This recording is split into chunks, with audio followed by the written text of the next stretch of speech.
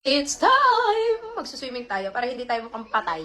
Maglalagay ako ng magic potion natin and gagawin ko rin siyang blush on. Sobrang ganda nito. So, kontian nyo lang kasi powerful yung pigment niya and very blendable din siya. O, diba? Ang bilis niyang i-blend. Tapos, long lasting. Maganda to pang swimming, pang mukbang, pang momo, lip to lalap, and lip treatment kasi to mga madam. Pero meron siyang super gandang ayun, pigment.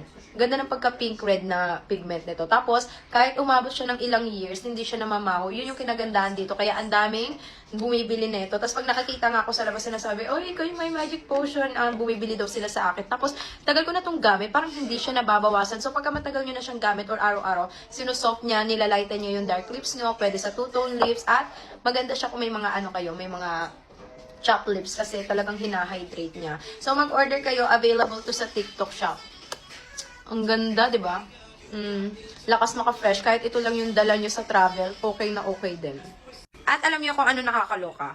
May mga nagdana ako ng mga video ko na gamit ko yung magic potion. Tapos, iba naman yung nilalagay nila sa basket. Ibang magic potion, ibang lip serum ang nilalagay nila. Walang mga originality. Kasi ito kasi sobrang pigment. Kaya kahit idat nyo lang siya, makikita nyo agad yung pigment.